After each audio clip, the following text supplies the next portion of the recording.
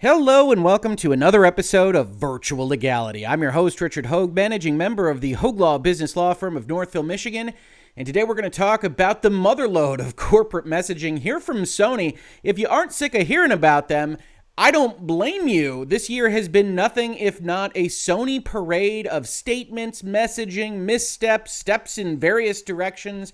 And today, June 2nd, 2021, is no different, as Herman Hulst gives a question and answer session to his own corporate blog. And in case you don't think that's valuable, if you don't remember, it was actually things like blog posts that Sony successfully sold to Capcom in order to secure some of the exclusivity that they got, as we looked at from that contract, assuming it's real, but it's been a long time and nobody's really disputed its realness as of this point, that these blog posts are valuable. They get out to eyeballs, along with things like advertisements on the PlayStation Network store. And if you weren't already aware, a corporate blog is very corporate. It's been just about 17 months since Herman Hulst took the reins of PlayStation Studios, the international network of world-class development studios that produce some of PlayStation's biggest hits. From Returnal and Astro's Playroom to The Last of Us Part 2, Dreams, Ratchet & Clank Rift Apart, and much, much more. Now, that list in and of itself is interesting, but I use that voice, obviously, because it's done in very public relations speak, which is, of course, their right, and they select things that they want to highlight. Returnal, that's a PlayStation 5 exclusive. We might need to mention that right here. Astro's Playroom, that could be useful in the interview as well. Last of Us Part 2, obviously one of our biggest selling games, won a number of Game of the Year awards last year. Not from me, but I'm just one person. Dreams, hey, we support all sorts of wild stuff. Ratchet & Clank, that's the next game. You should buy it. And of course, much, much more.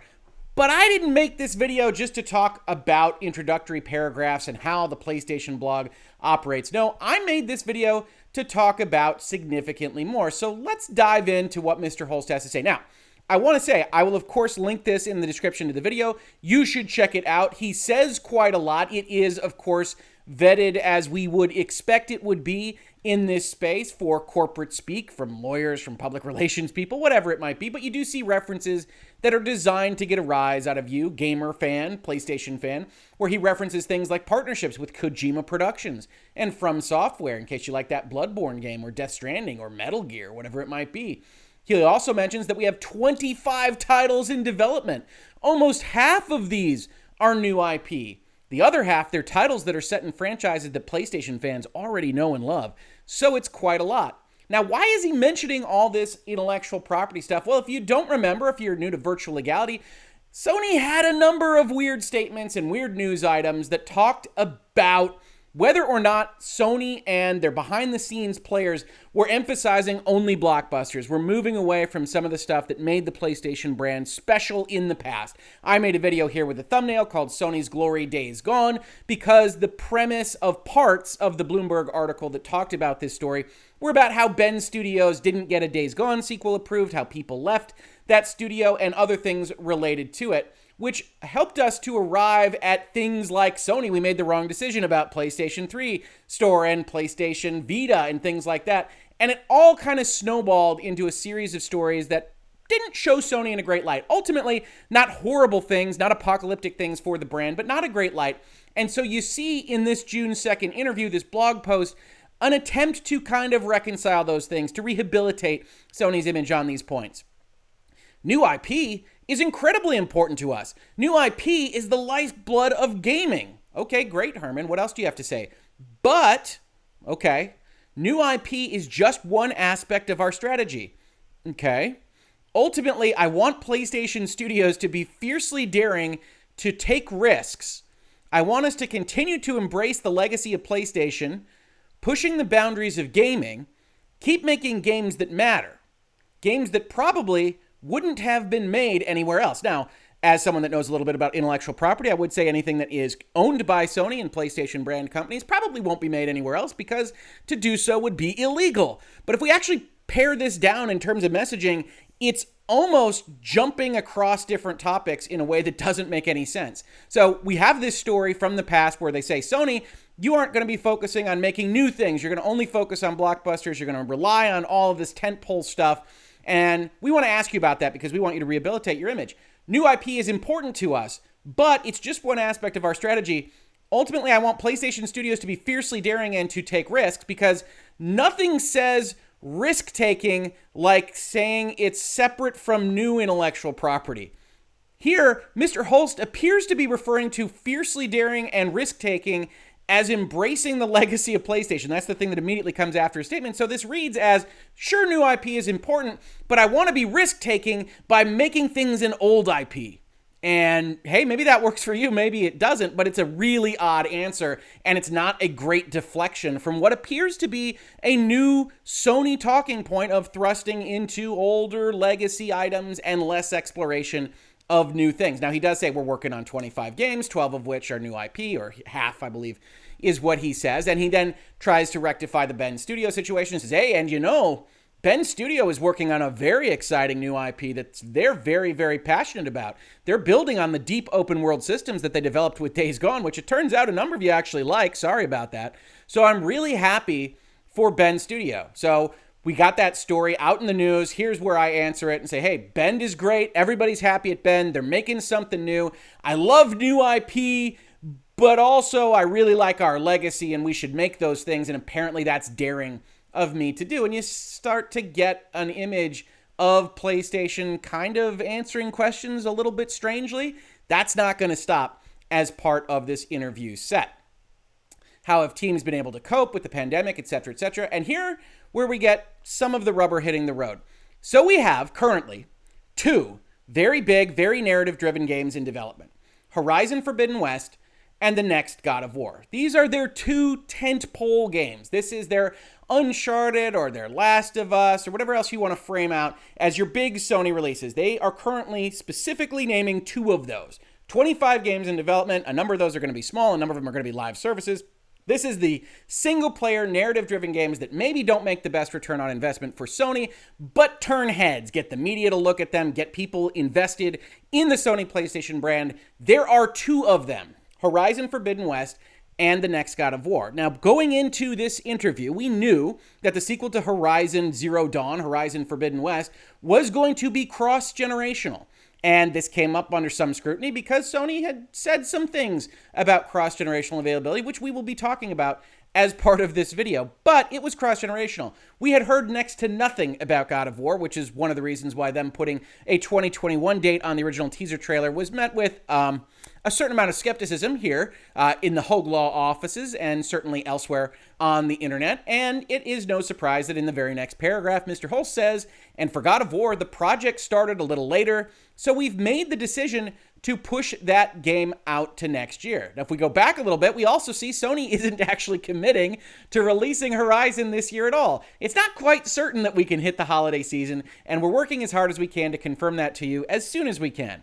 In my opinion, I would assume for purposes of fans of Horizon and Sony PlayStation in general, that that game isn't going to hit the holiday season. And if it does, it's icing on the cake for you. But it seems to me like even the heads, the C-level executives at Sony PlayStation aren't really very confident that that game is going to hit that bogey, which means it's unclear what Sony is planning to release as any kind of tentpole this holiday season, or really after Ratchet & Clank releases this summer. Very, very interesting. Maybe we'll learn more at Digital E3 or around it, since Sony isn't participating with the ESA in that project.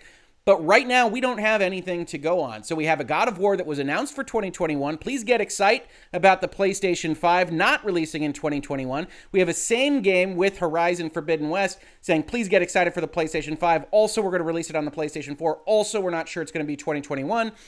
And you start to get a feel for what we're seeing as part of this discussion. It gets a little bit worse, though, if you believed what Sony and PlayStation had said to get you in the door buying a PlayStation 5. How does PlayStation 4 factor into PlayStation Studios' development vision? Is it still a focus internally for future game development? Future game development as of summer 2021. Mr. Hulst, it very much is. You can't build a community of over 110 million PS4 owners and then just walk away from it, right? I think that would be bad news for fans of PS4 and, frankly, not very good business.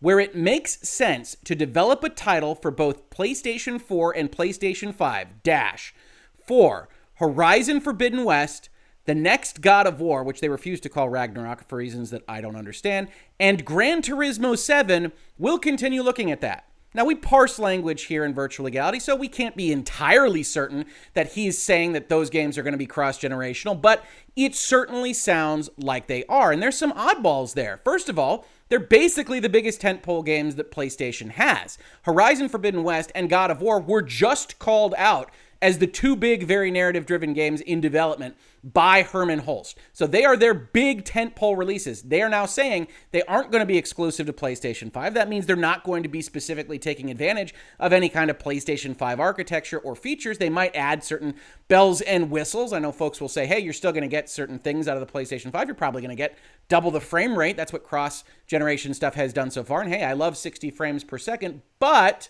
to the extent that Sony had previously said, we want to make games that can only be done on this new generational infrastructure, that's why you should buy into this ecosystem, well, they're putting paid to that lie right now. And that really speaks to a certain amount of not false advertising going into the generation of PlayStation 5, but advertising that was deliberately designed to obfuscate, to get people that wanted to adopt the PlayStation 5 in the door with the promise of things that would only be available on PlayStation 5, which it looks will be limited to, for the first year-plus release of the console, to Returnal, which is fantastic. You should check it out. It's one of my favorite games. And Ratchet and Clank Rift Apart. But that's not really enough to hang an entire ecosystem's hat on. I think a lot of people had anticipated that when Sony said things about generations, which we will take a look at, that games like their big narrative tentpoles, Horizon, God of War, and certainly their big fancy racing game that has historically been used to show off generational improvements, would be exclusive to that generation. Here, Mr. Hulst says that isn't the case, which is maybe okay if you're Phil Spencer and Xbox, who has said, hey, we don't want generations at all. We want you to be able to play on your calculator. It's a little bit different for Sony. Now, they do finish off by saying, it's also very important to have showpieces for the PlayStation 5, hence the development of Returnal and Ratchet that are exclusive to PlayStation 5. But even with the acknowledgement of those two games, it's a very different tone from what they took in the past. So let's take a look at that a little bit. And just in case anyone thinks this is just about God of War for me, I didn't actually like God of War as much as many other people did. This isn't about a delay to 2022. Finish it, get it done when it's done. This video is more about corporate messaging and the lies we tell ourselves to sell our consoles or to convince ourselves to buy those consoles. God of War was a perfectly okay game. It's a top 10 game for me in 2018, but as I think some of you have heard me say, I very much wish it had a story that didn't feel like a 30-hour prologue to a story that actually is starting. There's my shots fired. You can leave your comments to the video. But the actual folks that play Sony games aren't the ones that are just bringing this to the party, right? Sony spent a long time trying to differentiate its product from the Xbox and Phil Spencer, who had gone and said, we don't care about generations. We want you to be able to play across the Xbox ecosystem. That was by design to compete with that 110 million user base of PlayStation 4. Xbox was going to combine, consolidate, and hopefully sell you Game Passes. So last year, Sony went out with folks saying things like exclusive games more important than ever. Exclusive games have always been the shining beacons that attract players to an expensive new console, but arguably their role has been diminishing for at least a decade, says this writer at The Guardian. And however, Simon Rutter, PlayStation's executive vice president for Europe, says that for Sony, exclusive games are hugely important. More important, I think, than they've ever been. Gran Turismo 7 is going to benefit from almost every single technological enhancement that we have in PlayStation 5. The loading times will be next to nothing compared to what they have been in the past. Sitting in the cockpit, the 3D audio allows you to hear the thunderous roar of a Ferrari behind you or in front of you, and you can recognize the difference between that and the engine noise of a Maserati.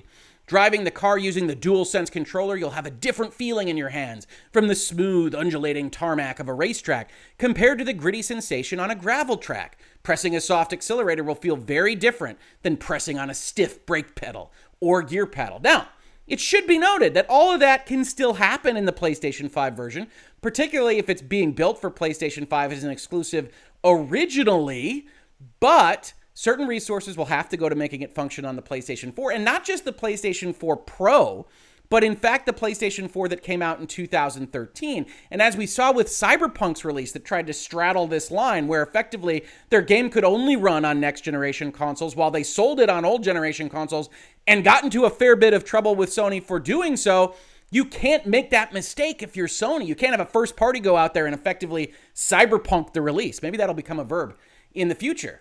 And it's worth noting these things because it takes resources to bring things to a different console, even if it's in your family of consoles. Sony had shown that they were willing to do this across certain games. We saw in December of last year, Horizon Forbidden West. It's a PlayStation exclusive, sure, but it's also coming on PlayStation 4. And we saw this with other things that they were announcing the release of. We saw this with Miles Morales here, PlayStation exclusive, also available on PlayStation 4. But if we go and we click ahead to what they showed of Gran Turismo 7, they said PlayStation 5 exclusive. This is all of 5 months ago, 6 months ago, if we're giving full credit to June here. And that's what Sony was going out with. They were declaring to the world that Gran Turismo 7 was a PlayStation 5 exclusive. And today they appear to be walking that back, saying that Gran Turismo 7 is not a PlayStation 5 exclusive. Now, why does that kind of thing happen? Well, it happens because of the pandemic. It happens because of COVID, because when you budget out games, when you give the developers and the publishers the ability to budget out a game, especially for a cross-generational release, you are trying to pick out what your install base is going to be. It's the same kind of funnel that you think of even with a YouTube video or anything else that you might content create, where you say, okay, what's the possible universe of sales I could make? How's the marketing going to affect that? What's the demographic going to be? How many people are going to take it up at this price and this price and this price? And now I can start to project, hopefully, with some accuracy, how many copies of this game I'm going to sell, and I can give a budget based on that. It's not entirely guesswork, but there's a lot of guesswork that goes into it. But as The Verge says here, Sony expects PlayStation 5 supply issues to continue into next year. Hiroki Totoki said that it's difficult for Sony to keep up with demand for PlayStation 5, according to Bloomberg, and that the situation is likely to continue into 2022. Sony is aiming to produce at least 14.8 million PS5 consoles in the financial year beginning April 2021, so across this year and into the first quarter of next year, having sold 8 million through March 31st. So from the release of the PlayStation 5 till this March 31st, they've sold about 8. They want to have another 15 or so. They want to get that number up to 23 through 2022. And yet, that might not be what they were budgeting for because this isn't demand constrained. People want PlayStation 5s, as you can see on any Twitter thread that's following PlayStation 5 availability at Walmart or Best Buy or elsewhere. It is instead supply constrained. So if they properly projected the demand for this thing, didn't anticipate a supply constraint, you have a different budget for your Gran Turismo 7s or your God of Wars going into a release of 2022. And let's be honest, I don't think anybody really ever thought God of War was going to release in 2021. And you can certainly hold Sony's feet to the fire for even putting that teaser out there that way. I think it was perhaps a little bit unfair, but also pretty obvious in its unfairness. So, Corpo is going to be Corpo. So we get this situation where Sony now has a budget pass that it doesn't anticipate. It doesn't have enough PlayStation 5s to maybe justify those things. And it's sitting on 110 million users with its PlayStation 4. And then you get answers like Herman Hulst saying, well, it wouldn't even be fair to them. The problem he has is that the higher-ups at PlayStation had made their marketing on a different approach. Here's the GamesIndustryBiz article, which you will undoubtedly see quoted and referenced across the internet today and in the weeks to come based on what Sony is putting forth now, in which it was said the following. First, GamesIndustryBiz, the writer speaking editorially. One way to keep PS4 users engaged would be to make upcoming PS5 games playable on the older machine, just like Microsoft is proposing with its Xbox Series X games being playable on Xbox One. Yet Ryan says that's not something PlayStation is interested in doing. Now, we have to take a step back because we're going to look at quotes now that don't exactly say that. And this is the problem with editorial, and this isn't a problem with the writer. The writer has to make these quotes go together. They're writing a story. And this kind of thing happens when I give quotes, where you have differences of transition phrases, and I think only on rare occasion have I had to say, it's not really what I meant. Can you change that up a little bit? But he says Ryan isn't interested in bringing them across the generations, and he says something slightly different, but certainly PlayStation went out here with that. So what does he say? He says, we have always said that we believe in generations. We believe that when you go to all the trouble of creating a next-gen console, that it should include features and benefits that the previous generation does not include. And that, in our view, people should make games that can make the most of those features. And that's where we get into trouble, right? People are coming out, even on my own tweets and in my own DMs, and saying, what's the problem here? PlayStation 4 users can get it. That's fantastic. And I agree. I want the most gamers to have the best experiences possible. The problem is I also want games to advance. I want them to use the new power, the new resources, the new abilities that the more powerful consoles or PCs, if you're a PC gamer, have. And yeah, they can buy into that ecosystem when they have the money or the inclination, but I want to see developers and publishers get to play with those new toys. And if you go back and you have to make a game that is functional, and not just functional if you're first party, but actually pretty successful on a console that was released in 2013, you are going to naturally have certain pullback. Worse, you're going to actually expend resources getting that thing to function that could have been spent actually releasing the game on only one of your generational consoles. I don't think it's any coincidence that God of War has been announced as delayed to 2022 at the same time that's been announced as cross-platform, or more specifically cross-generational. Gran Turismo 7 doesn't appear to have been cross-generational as of 5 months ago. And I would argue that the supply constraint on PlayStation 5s is informing Sony's decision. And they have a fiduciary duty to make a proper return on investment for the budget that they spend. And I don't deny them that. But it certainly doesn't feel good to somebody that invested in the PlayStation 5 ecosystem early on. So I think most of the folks that are being nice to each other, that have reasonable minds and are differing on this point online, can have both of those opinions. And yet you still have Sony that looks very much like it spent the entire first half of 2021 either making missteps, walking back missteps, or now failing to clarify what those missteps were prior. We do believe in generations, continues Jim Ryan, and whether it's the DualSense controller, whether it's the 3D audio, whether it's the multiple ways that the SSD can be used, we are thinking that it is time to give the PlayStation community something new, something different, that can really only be enjoyed on PlayStation 5. And one could argue what we didn't realize when he was saying this quote, when he was asking for $500 of Sony PlayStation fans' money, was that he really only meant Housemarque's Returnal game and Ratchet & Clank, at least for the first 2+ years of release of the console. And I would forgive anybody that thinks that's not really how that position reads. Similarly, in Gamasutra, we believe in generations. They sent out somebody else to talk with Jeff Keighley on IGN, who said, as we've said many times with PlayStation 5, it's a brand new generation, and we believe in generations, so we want to evolve every part of the experience. In many cases, we can't take everybody from us from previous consoles into a next-gen experience. You need new hardware, you need new devices to experience what these developers want you to experience. And Gamasutra makes the same editorial-type comment that GamesIndustryBiz did. That nod towards PlayStation's belief in clear generational lines seems like a slightly tongue-in-cheek comment about how Sony's next system fundamentally differs from Microsoft's upcoming Xbox Series X and its plan to release first-party titles on both the Xbox One and Xbox Series X generation for at least the next few years. And yet Sony would adopt this strategy in its entirety. It's totally up to them to adopt that strategy, but it is also fully within the rights of anybody that bought into the PlayStation ecosystem for something different. To say, you give us your $500, we're going to make sure we show you some new stuff.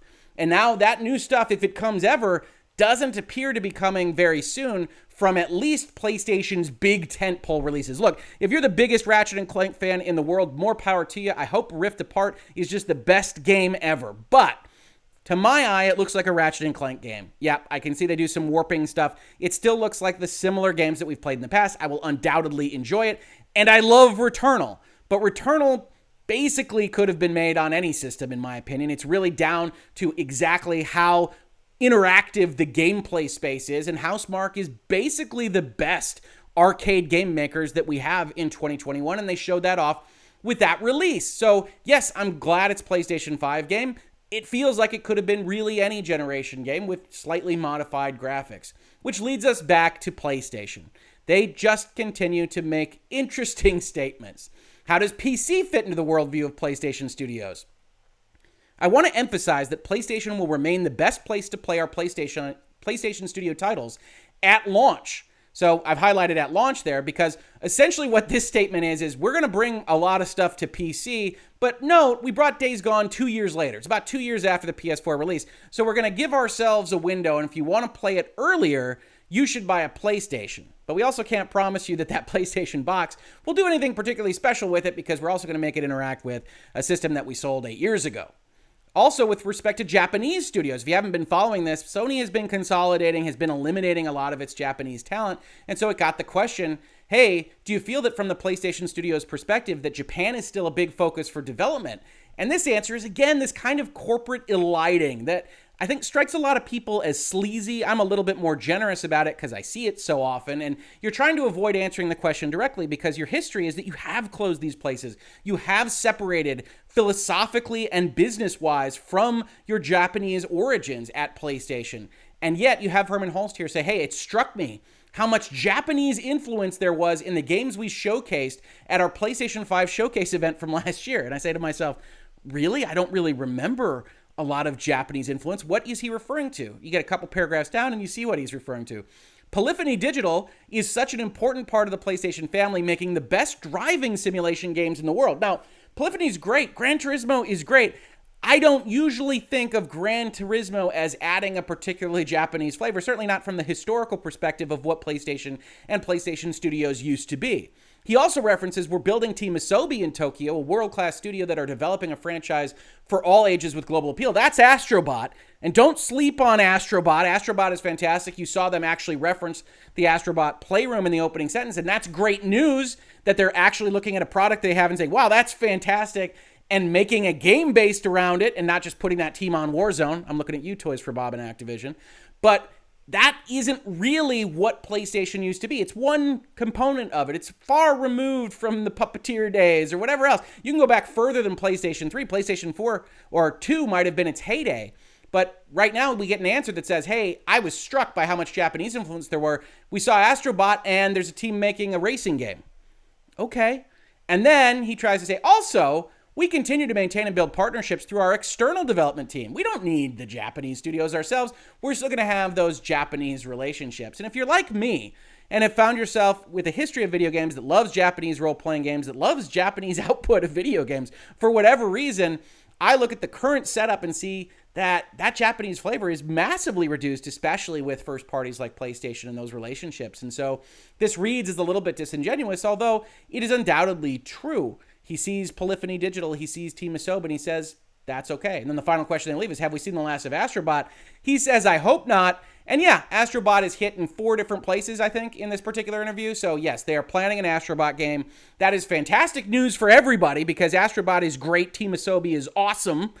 And yet, you still have an interview that tries to put out fires, and I think probably starts a dozen more. So please leave your comments to this video how you think Sony's doing. If you would have told me before this generation started that I would have more faith and trust in Phil Spencer and Xbox, I wouldn't have believed you at all. And yet, here we are. I think they're doing a better job with messaging. They don't really have any releases to compete with what Sony's doing, but they have broadened out the scope of their ecosystem to allow me to play 60 frames per second older games in a desert of new video game releases that Sony doesn't look like it is going to provide any oasis for. So 2022 might be a better year than 2021. We knew that from the pandemic, and yet Sony really isn't assuaging my fears that buying a PlayStation 5 in November of last year was a good idea at all. This has been Virtual Legality for today. If you enjoy talking about things from this analytical perspective, business and law, of video games, pop culture in general, please consider supporting the channel on Patreon, Streamlabs, buying something from the store. We could not do it without you, or just subscribing, ringing bells, giving up votes, giving down votes, leaving comments, and most importantly, retweeting, telling your friends, putting it in forums, helping the word get out there that we're having these conversations in Virtual Legality. If you caught this episode on YouTube, thank you so much for watching. And if you listen to it as a podcast, thank you so much for listening. And I will catch you on the very next episode of Virtual Legality. Virtual Legality is a YouTube video series with audio podcast versions presented as commentary and for education and entertainment purposes only. It does not constitute legal advice and does not create an attorney-client relationship. If you have legal questions about the topics discussed, please consult your own legal counsel.